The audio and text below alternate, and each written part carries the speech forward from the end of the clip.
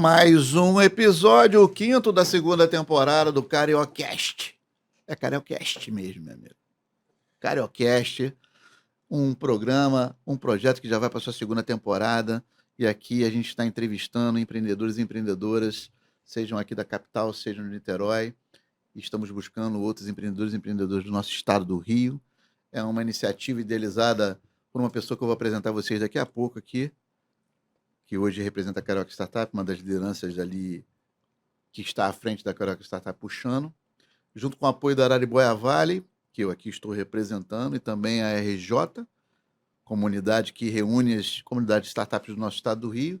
E agora a gente inverteu a lógica do jogo, porque a pessoa que estava aqui entrevistando antes, Guilherme Carvalho, agora ele está do lado de lá, falando enquanto empreendedor da Built. E vocês vão conhecer um pouco da jornada deles, um pouco da Built, um pouco desse papel dele enquanto empreendedor de uma startup, sua jornada, sua história. E hoje eu estou acompanhado, invertendo novamente, por um membro da comunidade Cariocas que agora saiu do lado de lá e veio para cá. E aqui está comigo o Marcelo da Bivairo, foi entrevistado no primeiro episódio dessa segunda temporada, e agora ele está no quinto episódio aqui, me ajudando a entrevistar É o isso aí, Guilherme pessoal. Carvalho. Sejam bem-vindos aí. É uma honra estar aqui participando. Eu sou carioca da Gema mesmo, e mais que carioca, sou niteroiense, então tô amplamente em casa, né? em casa Tá em aqui, casa né? dupla igual a mim. Tô em casa dupla e é uma honra aí ajudar a tentar contribuir com alguma forma a evolução aí desse ecossistema de tecnologia e de inovação aqui do Rio de Janeiro. Obrigado, Aí Marcelo. Obrigado pelo pelo convite. iniciativa, pela disponibilidade, pela disposição de estar junto com a gente Prazer. nesse prazer, né? Que é Exatamente. fazer isso que a gente está fazendo, porque efetivamente é divertido pra cá. Opa! Desculpa, não posso falar palavrão. Cariocast, isso aqui, estamos no estúdio da Betamax Produções, Praia do Flamengo 66, nosso grande parceiro que nos honra, nos acolhe, nos recebe e faz uma puta de uma produção, né, meu Frente amigo? à praia, hein? Cariocast, nossos programas, e vamos em frente. Então conta um pouquinho aí, meu amigo Guilherme Carvalho. Agora volte a tela para eles enquanto empreendedor, que agora ele tá com outro chapéu, trocou até de boné, mentira, trocou porra nenhuma. Ele só trocou de Troquei só de camiseta. camisa. Conta um pouquinho agora aí, especificamente da tua jornada empreendedora, da tua jornada que fez nascer a Beauty e o que ela é hoje, representa, o que ela simboliza, o que é o significado da Beauty. Vai, conta um pouquinho dessa história pra gente. Opa, Faça tudo o bem? show. Boa tarde, mais uma vez aqui, só que agora eu estou do outro lado. É um prazer participar, apresentar e falar um pouquinho de como eu cheguei até a plataforma Built. E aí eu vou ter que fazer um overview um pouco do meu começo de carreira e tudo mais, né? E, enfim, tudo começou Políticas Eras. quase 1000 anos atrás, mentira. Mas, assim, eu venho de uma família de cabeleireiro, né? Meu pai casou com... Ele separou da minha mãe e acabou casando com a segunda mulher. Ela era cabeleireira e meu pai era taxista. E aí ele vendeu o táxi dele, comprou um salão em Ipanema. Ele ainda não trabalhava, ele investiu. Na época, isso lá em década de 90, final da década de 90, né? Você tinha o táxi valia muito, então ele pegou lá, comprou um salão de beleza em Ipanema, ali nos pontos mais nobres da Visconde Pirajá, e aí começou ele administrando, a esposa dele, a Beth, no operacional, e aí montaram o time, aquela coisa toda, e foi indo. Nessa época, eu já estava com 7 para 8 anos, e comecei a me familiarizar e rodar por ali. E fui indo, crescendo, aprendendo um pouco. E meu pai, ele era um cara, foi muito engraçado, né? Ele foi muito positivo a criação, porque ele não me dava muita moleza, não. Então, por exemplo, quando eu chegava na minha adolescência, que eu queria bicicleta, skate e queria surfar, ele não me dava. Ele mandava eu trabalhar Para conquistar. para comprar. Isso. E aí eu comecei fazendo o quê? Comecei fazendo faxina do salão de semana. Que na época era, né, não era muita coisa, mas R$50 na época já era um dinheiro. Então eu juntava ele semanalmente, pegava uma grana. Eu me lembro muito bem que para eu comprar minha primeira prancha e pé de pato para eu surfar, a gente morava em Copacabana, então eu tinha ali, ia na praia toda hora, ele me fazia fazer isso. E aí eu comecei a me envolver ali dentro. E aí a gente começou a precisar de ficar na recepção, lavar um cabelo, varrer um cabelo, aquela coisa, e eu fui entrando, né? E aí eu fui crescendo e fui me familiarizando e aprendendo um pouco daquilo. Eu tenho uma facilidade muito de aprender olhando e fui. E aí a história começou a dar uma virada quando foi época de faculdade, que eu estava vendo o que eu ia fazer de faculdade, aquela coisa toda. A gente teve um momento. Meu pai, a gente começou a ser bem sucedido no projeto, né? Meu pai ganhou um certo dinheiro com esse salão, acabou comprando outros, montando e tal. A gente chegou a ter um salão em Minas Gerais e nessa rotina de viajar, a gente acabou sofrendo um acidente e mudou muita coisa na vida. Nessa mudança, eu acabei não conseguindo entrar na faculdade que eu queria, que era a faculdade de marketing. Quando eu vi, eu já sabia fazer muita coisa de salão que eu nem imaginava, de tanto estar ali aprendendo, fazendo o famoso bico, né? Ia lá, lavava um cabelo, aquela coisa toda.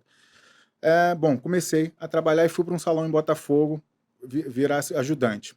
Aí comecei a trabalhar como ajudante, meu pai também foi para esse salão e a gente começou a trabalhar aquela coisa toda. Eu comecei a aprender e me formei, fiz curso, comecei a cortar cabelo, aprendi e comecei a trabalhar. Trabalhei alguns anos, depois a gente saiu desse salão e montamos um em Botafogo também. E continuei, comecei minha carreira ali como cabeleireiro e como empreendedor ao mesmo tempo, que a gente acabou montando um salão. E foi durante um tempo. Aí essa sociedade minha com meu pai acabou. Eu passei um tempo trabalhando em outros salões, até que eu decidi empreender no meu.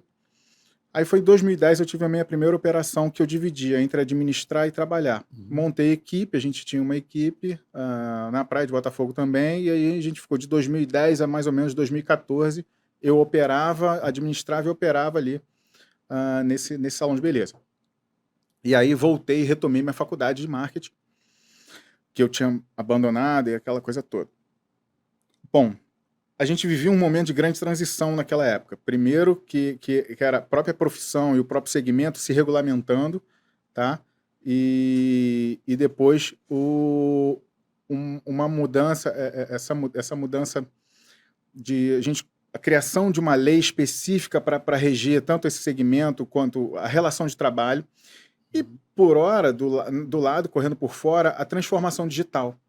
Sim. E a transformação digital começou a exigir... Estamos falando de que época? Da posição 2014. 2014. Tá? E nessa época, começou... Foi pouco antes ali, o Facebook tinha feito o movimento de comprar o Instagram. Sim. Aquilo mudou, aquele momento mudou a forma de se relacionar e vender serviço de beleza. Tá? E o Instagram foi o grande marco assim de como se vendia.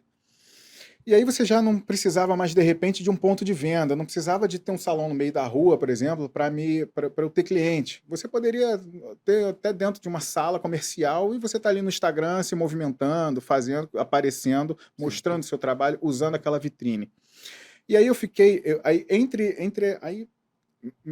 Entre aquela necessidade que o meu negócio, a minha operação começou a ter, de estar fazendo a transformação digital, entre a minha expertise de marketing também de formação, e o mercado, e a minha vontade de empreender fora dali, fora dessa operação de salão, e a necessidade que o mercado começava a apresentar de se transformar digitalmente, aquilo me deu meio que, tipo, cara, acendeu um insight, uma oportunidade, eu comecei a olhar e eu falei, cara, eu acho que eu preciso fazer isso aqui dentro, mas eu também quero fazer isso para fora.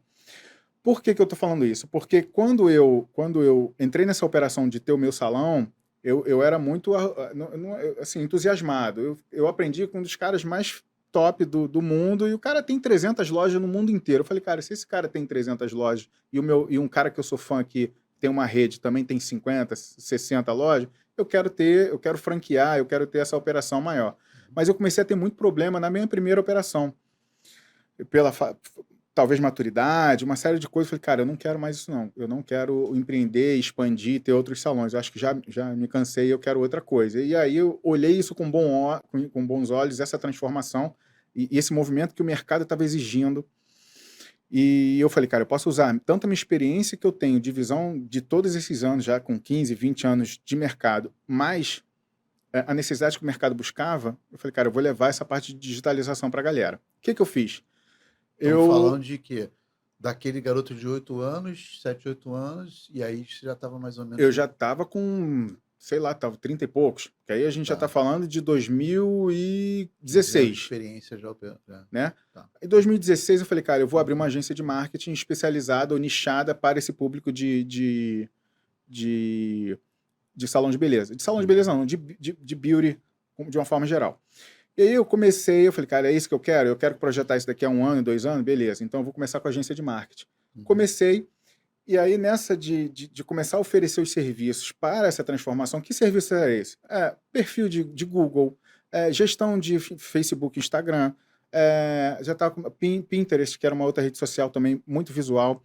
A gente tinha a parte de anúncio, que ainda era muito, muito pequenininha, tá? Site ou e-commerce para venda de produto, tudo isso o mercado estava precisando, e precisando de uma forma muito, muito, muito veloz, né?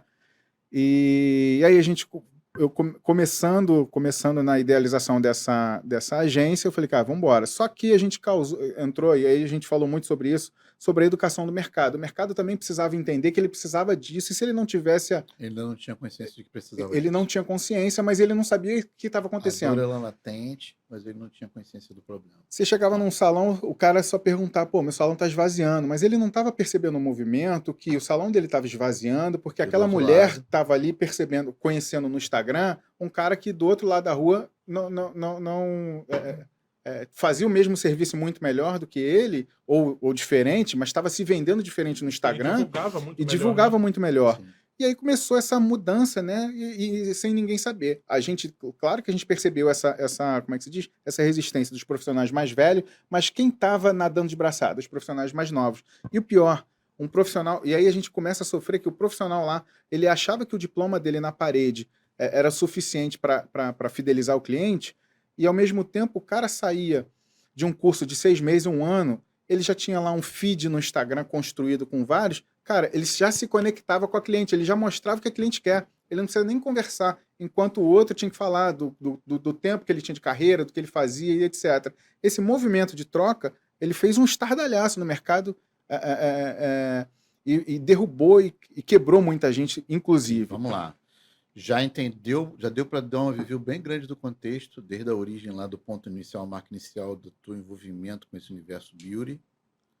E a gente A parou na jornada- agência de marketing. A jornada que traz até a agência de marketing, ou seja, existiam aí 3 pilares fundamentais. Uma era a experiência no segmento de beauty que você veio construindo durante praticamente toda a vida inteira. Outro, a formação, a aquisição de competências na área de marketing. E o outro era a vontade de construir um caminho de expansão mais no campo digital do que no físico. que já Tecnologia estava digital sofrendo os diferente. efeitos da mudança de contexto, que era o teu ponto de inspiração anterior. Isso fez nascer a solução que nome Beauty. Não, ainda não. Ainda não? Ainda não. Você Então quer... faz a Não, ponte. além disso tudo, Cega, que você está falando, ainda tem uma questão que a gente vê muito, né, com os empreendedores, né, que é a veia empreendedor. Da onde veio essa veia empreendedor, né? Então, o que fez você chegar até aqui Sim, é o seu pai, desde né? a origem, né? Todo aquele Sim, empreendimento que ele teve lá, né? Aquela iniciativa do risco, Toda né? a jornada de dele. vender um táxi para poder abrir um negócio, expandir um negócio. Então, é toda essa vivência Esse que você contexto. teve na sua É. infância, que foi Que me acumulando trouxe. com conhecimento de marketing, com mudança de mercado, que você pegou aquele momento ali, né? Uhum. Ideal, Uhum. e chegou até a agência de marketing tentando ajudar essa realidade que você já conhecia muito bem, né? Tentando ajudar essa galera a dar essa transformação aí, né? Exato. E aí o que aconteceu? Validando essa ideia da agência, a gente descobriu mais necessidade. Por quê? Porque para a gente fazer tudo que a gente precisava com marketing, com a agência, a gente precisava de ferramentas, Sim. de soluções. Sim. E o mercado tinha disponível, mas não tinha cultura de utilizar. Então, como eu sou muito data-driven, eu preciso de dados para tomar decisão. Por um lado, eu tinha algumas coisas, mas em termos de gestão para consultoria de marketing, eu não tinha. E aí a gente precisava de começar a ter ferramenta, sistema de gestão para poder fluxo de caixa e cadastro de cliente e toda essa jornada do cliente. Eu tinha plataforma, enfim, precisava de outras ferramentas para poder juntar. O que aconteceu? Eu conheci um modelo muito parecido, que era no Sul, que fazia isso, que era um hub. Ele era um hub, era o Client Hub. Ele começou com essa ideia, depois ele pivotou. Ele fazia o quê? Ele era um hub de ferramentas, agrupava uma série de ferramentas digitais e aí você pagava um plano só para essa ferramenta, e aí Era você tinha suíte. acesso, exato, e você tinha acesso a diversas outras. Então ele poderia ter a BIA, ele poderia ter, tinha a MLabs, tinha uma série de outras ferramentas, que isso é para quem trabalhava com marketing digital. Falei, cara, bacana esse formato, vou tentar fazer isso aqui na área Beauty. O que eu fiz? Voltei e redesenhei, e aí criei o Beauty Hub Brasil, que era um hub de soluções e ferramentas e serviços que a gente oferecia. Então eu dividi em planos, a partir de R$300 até 900, R$1.000, que a gente tinha tanto a parte consultiva quanto as ferramentas. Então tinha gestão gestão dos canais digitais, a gente tinha serviço de e-mail marketing, aquelas coisas todas, e serviços da parte de dados, onde a gente oferecia sistema de gestão, que a gente tinha outros parceiros que ofereciam, a gente embarcava isso. A gente tinha um serviço muito bacana, que era uma plataforma white label que a gente usava, que era para fazer check-in. Então, tipo, em vez de dar internet de graça, a gente precisava capturar dados e estudar aqueles dados. Quanto tempo, por exemplo, a gente estudava Dados de tráfego. quanto tempo uma cliente entrava na loja, quanto tempo que ela passava e o que ela fazia naquele tempo ali. Então, a gente, às vezes, inseria uma propaganda na hora que ela se conectava na internet, como é que se diz? No Wi-Fi. A gente estudava aquilo ali para, de repente, por que a gente não está oferecendo algum serviço naquele tempo que ela está ali? Enfim, tinha uma série de... A gente precisava desses dados. Enfim, nasceu o Beauty Hub. Então, o Beauty Hub ele oferecia uma gama de serviços e a gente começou de 2017 a 2019 estudando 2016, 17, 18, a gente começou a estudar como é que a gente venderia isso. Então eu tive que criar todo um conceito de squad, até porque eu não tinha espaço físico. E aí eu precisava desses profissionais pelo Brasil. Então eu tinha um squad que atendia se eu pegasse um profissional, contratasse de marketing, ele atendia pelo menos uns 10 clientes. Mas quando eu formava um squad, onde um fazia... design, o outro programava, o outro conteúdo, o outro fazia não sei o que. Eu tinha um squad com 5, 6 profissionais, eu conseguia atender 50, 60 clientes nesse squad aí. Uns 20 clientes pelo menos eu atendia com um squad só. Mas você chegava a orquestrar também, porque às vezes um cliente ele precisa de várias demandas, né? Para ele fazer uma postagem, por exemplo, ele precisa de um design. Não, então, esse era o squad, a gente tinha separado. Ao invés de centralizar, não ia esse cara de repente me pegar um cliente e ir embora, não. A gente tinha toda essa jornada de atendimento com um squad só. Então você tinha uma pessoa responsável pelo design, uma pessoa responsável. Uma pela programação e criação do conteúdo, uma fazia o agendamento, a outra escrevia a copy, entendeu? Um desenvolvia o site. Então, uma pessoa só por função. Mas você tinha uma espécie de responsável pelo cliente para que fizesse a ponta. Não, nesse momento isso. Era eu, tá? Eu que fazia isso, distribuía e montava isso, gerenciava pelo... gerenciar todos esses canais, é que o cliente não tem essa... Não tem. Ele entra na gente, ele entra no Hub, né? No Hub, e eu gerenciava via Trello, via outras inclusive, a gente chegou a conversar muito tempo atrás, até para ser um parceiro, para a gente fazer esse tipo de estratégias. Aí o que aconteceu? Pandemia. A pandemia bateu e a gente quebrou. A gente já estava com 50, 60 clientes, porque a gente demorou um certo tempo para poder... Salões fecharam, né? Criar esse squad, deixando um formato bacana. O que aconteceu, quando a gente começou a vender, começou a entrar cliente, tá? A gente já está com 50, 60 clientes, bum. Fechou, pandemia fechou, dia 15, dia 16, 17, cliente tudo ligando. A gente vai cancelar contrato. O que aconteceu? A gente quebrou. Nessa de a gente quebrar, o que a gente faz com tudo isso que a gente tem? A gente tem um monte de plataforma, a gente já tinha desenvolvido também serviços e plataformas, sistemas. O que a gente faz com tudo isso, já que a gente não tem mais cliente?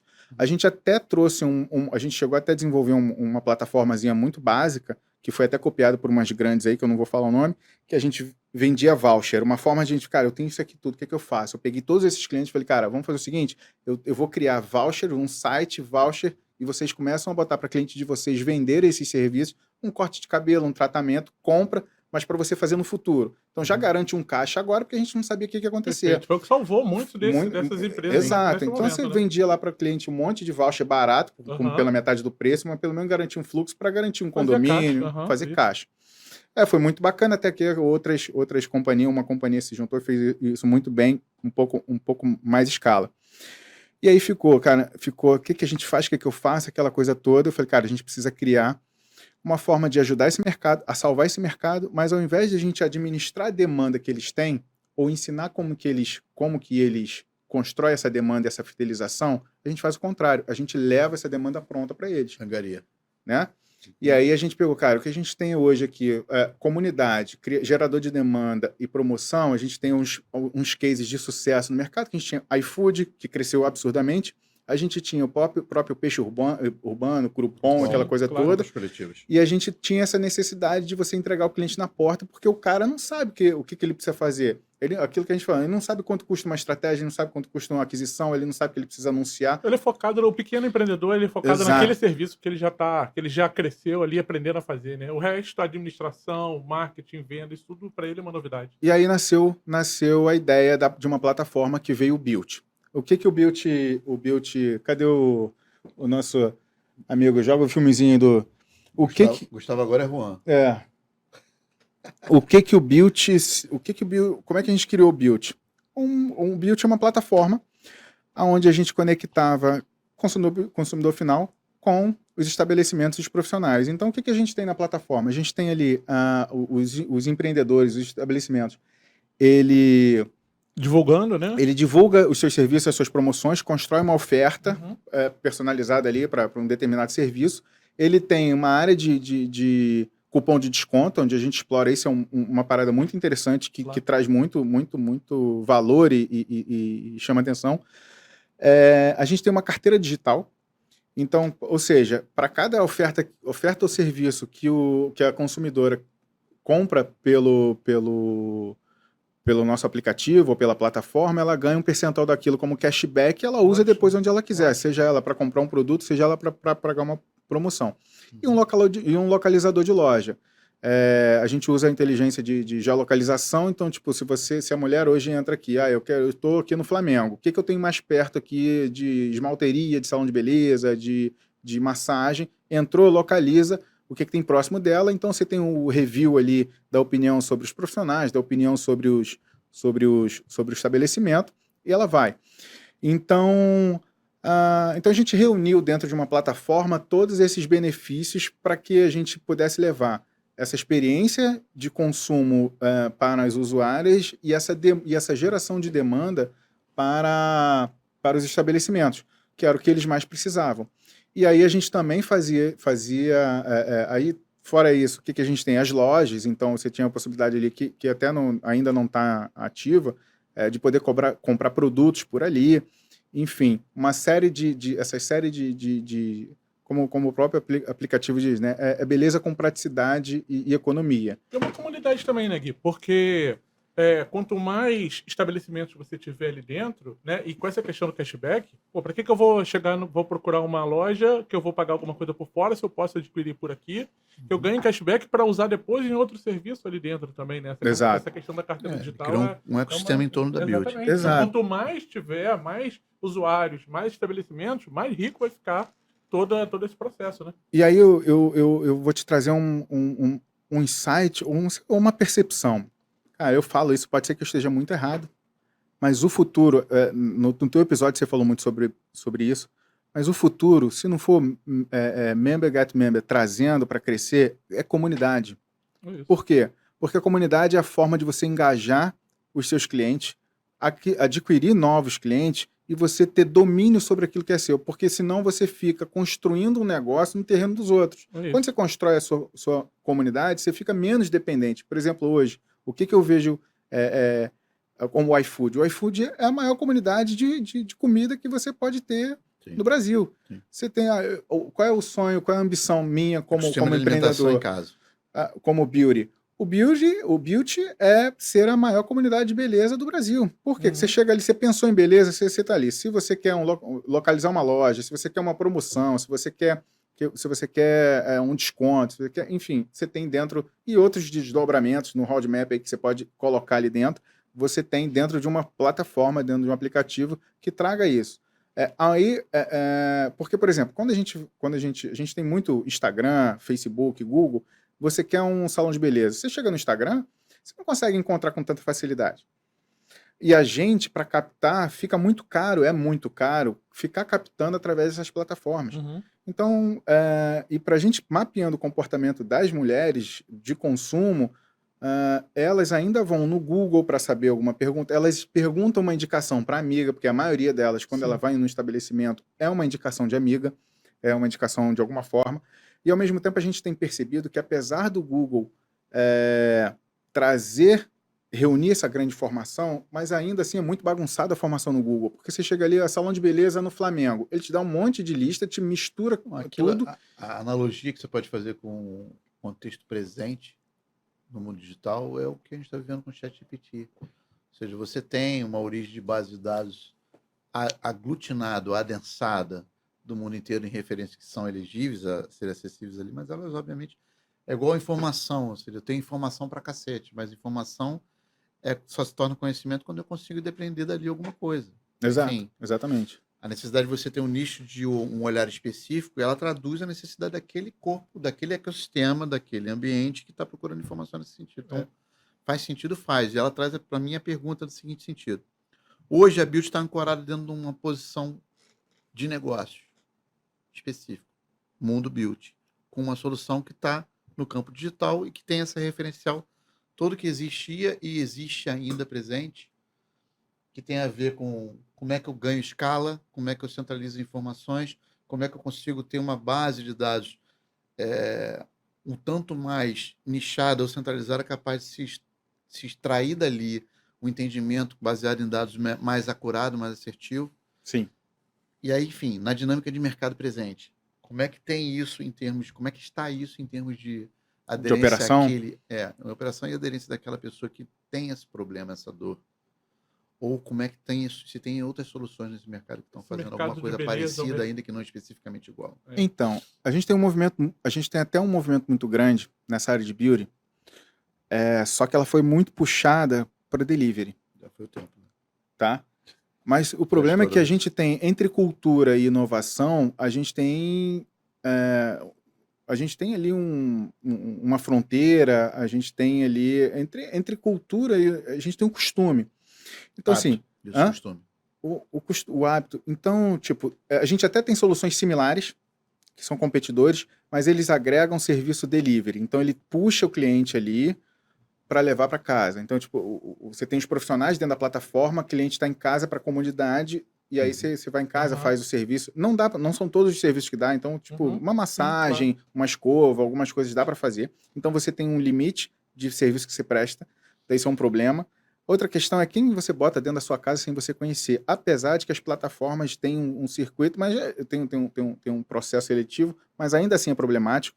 Agora, a mulher, ela gosta do ritual. Cara, você estava falando, eu estava pensando exatamente isso, que minha esposa, eu vejo isso dentro de casa. Ela vai pro salão. Ela quer isso. Só que, mas aí se ela tá acostumada a ir para ali, a gente tem um outro comportamento que a mulher gosta de salão, a mulher gosta de novidade.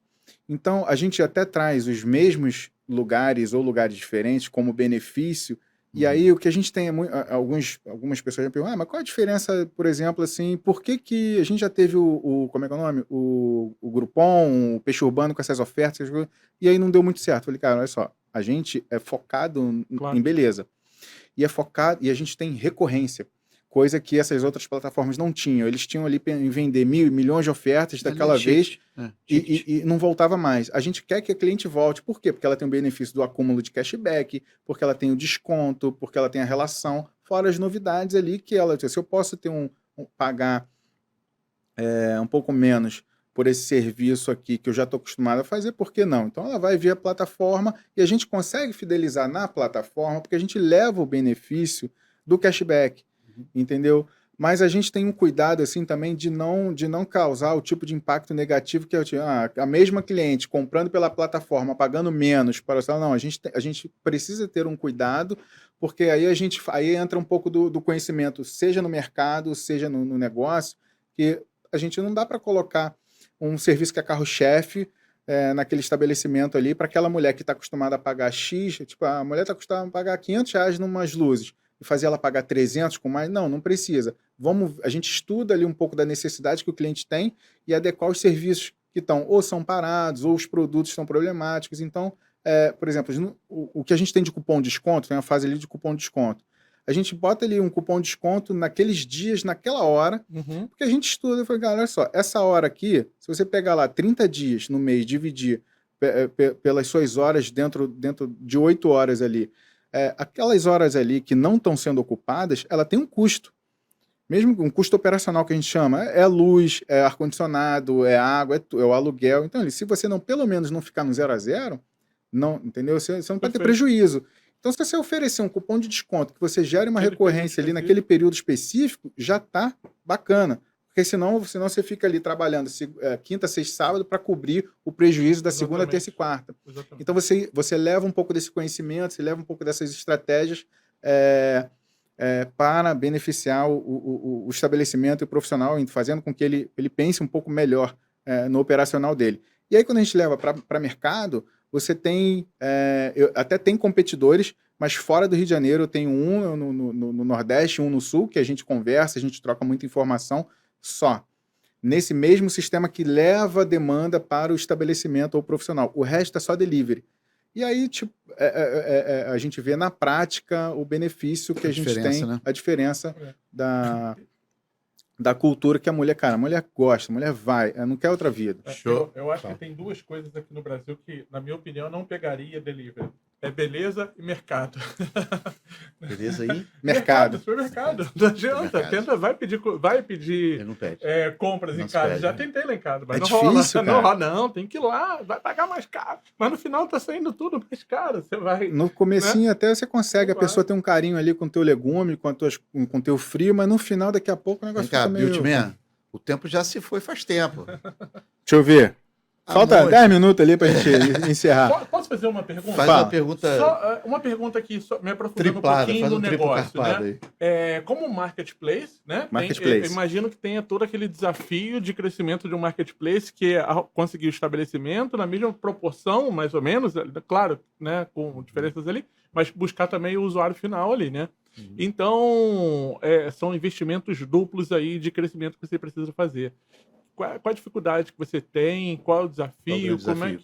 Como é que você faz para... Cara, eu vou te falar, o nosso maior desafio, e eu conversei isso com a Fernanda, num feedback com ela, eu falei, cara, nosso maior desafio é baixar o aplicativo. Sabe, eu já fui pra rua panfletar, eu tava com a barriga no balcão, fiz quando a gente estava lançando, a gente lançou junto da Smart Fit, então a gente começou a lançar dentro das academias, aquela coisa toda. O maior desafio é você construir o aplicativo como meio de conexão ali do teu negócio e não ter a versão web. Por quê? Entendi. Porque para um primeiro experimentação, a mulher nem sempre quer baixar ou ocupar uma memória, fazer um cadastro e tudo mais. Eu precisava quebrar essa barreira de entrada, mas o que me atrapalhou? Isso aí fica até como feedback para a galera que às vezes, eu preciso de um aplicativo. Cara, faz um HTML, um site, alguma coisa, um MVP que seja... Resolver o problema, cara. Pode ser até você no telefone fazendo concierge. Exato. Eu quando fui fazer, quando eu fui validar o build, antes de construir o aplicativo, eu fiz em HTML. Eu segui muito o exemplo do Thales, dos Itax. Eu fiz uma landing page com essas promoções, quando eu fui testar para ver se as mulheres comprariam, se os estabelecimentos fariam, tal. Mas na hora de construir na prática, eu fui para desenvolvimento de aplicativo, ao invés de primeiro produzir uma plataforma em HTML ali, tudo, que mais fácil de mudar no Google e tudo mais, depois para o aplicativo. Eu fiz o inverso. Eu fiz o desenvolvimento do aplicativo, depois eu falei, cara, isso aqui eu tô tendo problema, porque a mulher não quer baixar, ela não quer ocupar a memória, o que eu faço? Rápido, eu tive que transformar aquilo ali, usei uma tecnologia de PWA, que faz ela usar ter os dois. Se a mulher quiser baixar, ela tá, mas eu não quero para eu ver, o que eu faço? Vai no site, acessa o site lá, /.app, ela faz responsivo, funciona como se fosse o aplicativo nativo, só que em Google, e ela não precisa de baixar. Depois que ela, gostei, bacana, legal, ela vai lá na lojinha, na Google, na Play, e na Play Store ou na Apple Store e baixa. Entendeu? Então, isso foi punk, entendeu? Uma vez Sou que ela bom de baixou dificuldade. também pra você, também você tá num... é Bacana, um mundo top. perfeito ali, porque você tem a notificação push, você pode Tudo. engajar, você pode divulgar uma promoção de, né, Entendeu? de algum cliente Mas esse é o seu. maior desafio. Entendeu? Você gastava grana, às vezes você gastava, porra, essa pessoa ali, você mapeava toda a jornada dela, ela entrava pelo anúncio, ela entrava daqui, dali, o que que faltava? Baixar o aplicativo, porque ela, pô, não, eu preciso baixar para ver, demora, Aham. não tem nada mais fácil. Quando a gente começou a perceber que tava, aonde ela estava parando, falei, vamos botar um PWA aqui, porque ela já acessa o Google, bum, aí começa o usuário, porque aí a gente começa, bom, ao invés de, o que que a gente fazia? No aplicativo ela baixava e a gente não tinha barreira de entrada de cadastro. Ela entrava, via, se ela quisesse ficar, ela ficava. Para comprar, ela tinha que fazer o cadastro e tudo mais. A gente fez o contrário. Aí quando a gente fez um teste AB, onde a gente jogava a pessoa, o lead, entrava no PWA e ela era obrigada a se cadastrar para acessar. Ela era obrigada a fazer o cadastro, mas ela não tinha o inconveniente de ter que baixar o aplicativo. Perfeito. Então a gente pegava o cadastro. E dali era trabalhar. E é isso. Monetização, só para fechar, é um FII da... Como é que funciona a monetização da... Então, a gente trabalha de duas formas, né? A gente tem assinatura, você pode pagar mensal ou anual lá para você ter lá a sua loja, o seu estabelecimento no localizador, ou com as promoções e o cupom de desconto, você tem um percentual, como é que fala? Um take rate de 15%. Success Feeling. Né? É um percentual. A gente vende, fica com 15% e repassa. Tem algum tipo de valor Fidelização. que o cliente paga mais para ele ter uma área de destaque, alguma coisa nesse sentido? Não, ainda não. Ainda não, mas porque o problema é que quando você trabalha com geolocalização, você acaba mostrando a gente não tem como ranquear muito claro, isso. Você acaba favorecendo que promoção próxima a ele. Quando você começa a manipular essa oposição, aí a gente não tem, aí a gente não consegue fazer essas duas coisas, pelo menos com a tecnologia que a gente está hoje. Se a gente tiver com a tecnologia 2.0, a gente consegue fazer isso, beleza. Eu não sei nem se isso aí é tão interessante, mas enfim, é papo outra conversa também. Que, na verdade, o que importa é o seguinte, dentro da tua base de oferta, se a angariação adere, ok, ou seja, você tem que ver esse match. Ou seja, o acompanhamento desse match, a qualidade desse match ao longo do tempo é que faz mais sentido. Exato. E aí, obviamente, você mantém na base aqueles que dão match, efetivamente, e aqueles que não dão match. A gente reproduz. A gente fez umas campanhas, umas parcerias aí. Fazer diferenciação entre um... E aí? Agora eu entendi. Fazer diferenciação entre um e outro não muda o padrão. Na realidade, a gente segue o padrão do que já foi lá nos anúncios de publicidade no passado e que, teoricamente, os algoritmos assumiram esse papel com uma outra dinâmica, com uma outra velocidade, com uma outra inteligência por trás, mas enfim, é essencialmente a mesma solução, né? Exato. E ela não mudava o padrão. E o Built é isso, é beleza com economia e Agora me diz uma coisa, já que existe esse grande desafio, a gente precisa dizer por que as pessoas deveriam ter o Built no teu aplicativo no telefone, ou seja, fazer uso do Built. Por quê? Justamente ter a solução Built à disposição. Encontrar promoções e descontos próximo à sua localização e o Built é beleza com economia e praticidade, entendeu? Quer economizar e ficar bonita? Vai no Built. Como é que a pessoa faz? Ela pode acessar o Built, BI. Fala lá pra tua câmera principal lá. BI, aqui, ó. Faz seu jabazão, aqui, ó. Tá onde? Tá onde, produção? Tá aqui, ó. Built, BILLT, built.com.br, ou então no Instagram, built.app, ou então nas lojinhas, seja na Google Store, Google Apple Store. Play Store, o Apple Store, Built, BILLT. Aí só baixar, se cadastrar, acessar, tem as ofertas, promoções, descontos, cashback, localiza o que estiver próximo de você, enfim. Para fechar, além da palavra final ou da frase ou aquela que você queria deixar para a galera, eu não vou fazer a pergunta incompleta, porque, enfim, em relação à comunidade, você já tem, inclusive, como exercendo um papel de liderança que você vem fazendo já há praticamente um ano, a gente pode dizer hoje em dia. Mas, assim, a comunidade pode te ajudar nessa jornada? Ela pode. Ela me ajudou para caramba até aqui. Muito. Muito. E como é que ela pode ajudar mais, já que existe um desafio ainda presente? Fica para os próximos capítulos. Exato. Conta aí, cara. Diz pra gente aí qual é a palavra, qual é a frase, qual é o livro, qual é o marco que você quer deixar para deixar de referência pro pessoal. Cara, é muita coisa que a gente podia falar, né? Isso aí, mas. Eu sei, tu falou pra caramba. Exatamente. Mas o que eu posso deixar. Foi quase um desabafo. Foi exatamente. O que eu posso deixar claro, assim, mais para os outros empreendedores cara, não dá para desistir. Não desista. E não fiquem sozinhos, né? Não fique sozinho. Empreender é difícil, mas. Pô, pode acabar com casamento, pode acabar com tempo, pode acabar, mas é uma delícia empreender. Mas não dá para desistir nos primeiros desafios, porque eu já tive muita vontade. Quando as coisas começam a dar errado, você entra em pânico. É muito difícil quando você não tem rede de apoio, e a comunidade faz muito isso. Então, no fim do dia, a gente precisa aprender a compartilhar os pequenos fracassos, compartilhar. Aprendizados e fracassos. Aprendizados e fracassos e conversar, cara, ver o que o cara. Como eu falo, para onde eu tô indo, alguém já chegou. Sim. Então eu preciso aprender com essa pessoa. Né? Isso é uma mentora minha. Eu falo, cara, para onde você tá indo, alguém já chegou. Então é mais fácil aprender muito mastigado. E aí eu faço um rapidinho aqui, só para encerrar, com o próprio, além da comunidade, com o próprio evento do Innovation Week, que a gente até se conheceu lá. Eu, quando fui na primeira edição, eu aprendi muito com a galera. Como eu falei aqui até no nosso coisa. Quanto pagar muito mais barato no lead, o custo, enfim. E essa conexão, se eu não tivesse me conectado com esses outros empreendedores, eu não teria... Se você não te dispusesse a fazer esse movimento, né? Exato. Então a gente precisa aprender. É um convite que a gente faz sempre a todo mundo que está ao nosso entorno, que tem contato com a gente por algum viés, por algum ponto de contato qualquer, digital, presencial que for, que tem a comunidade como um espaço de conexão primária, um espaço total. de acolhimento. E você, assim, não adianta só a comunidade se abrir, você tem que se dispor a querer estar lá dentro. Tem que querer aprender. Senão você não vai fazer esse movimento. Então, o movimento não é só Maomé vai à montanha, a montanha também tem que vir a Maomé. Ou seja, tem que ter um movimento de troca estabelecido. Isso é um movimento que tem que acontecer dos dois lados.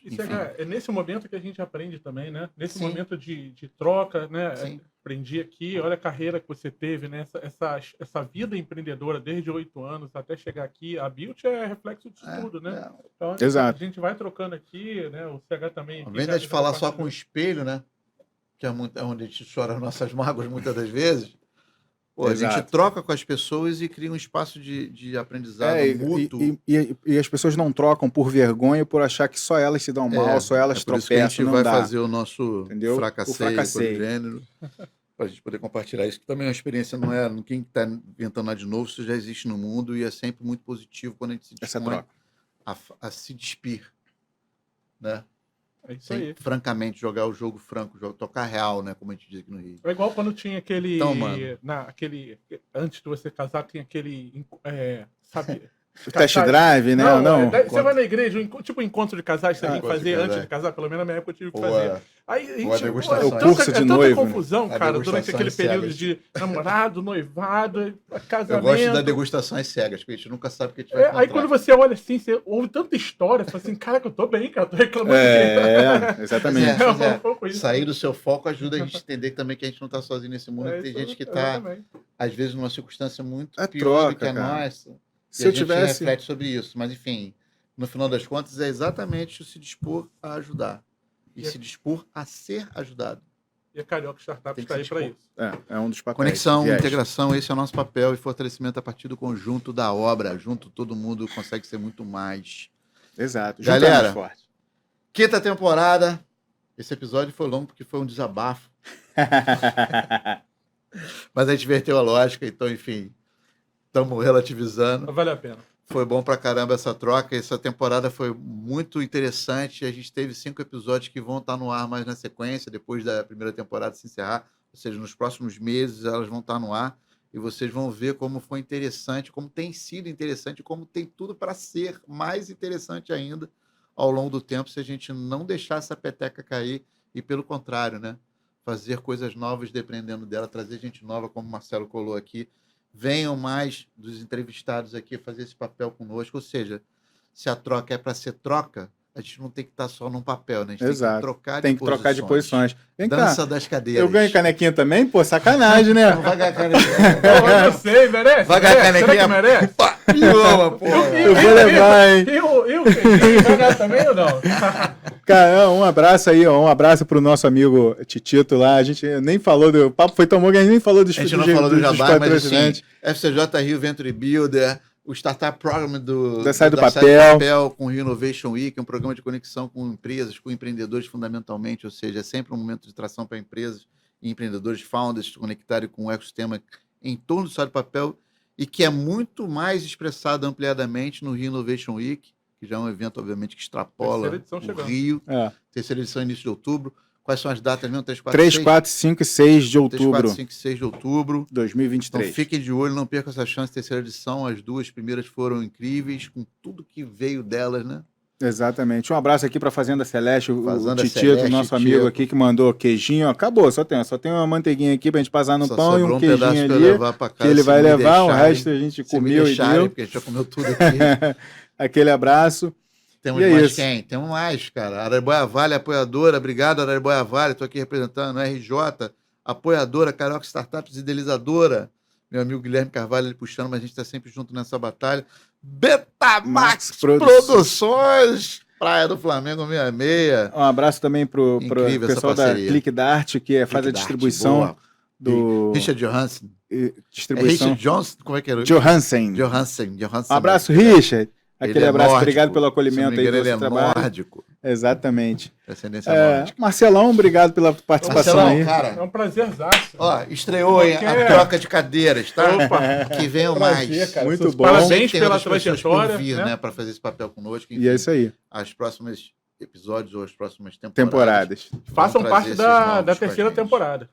Tá. Falou? Abraço. Tchau, tchau.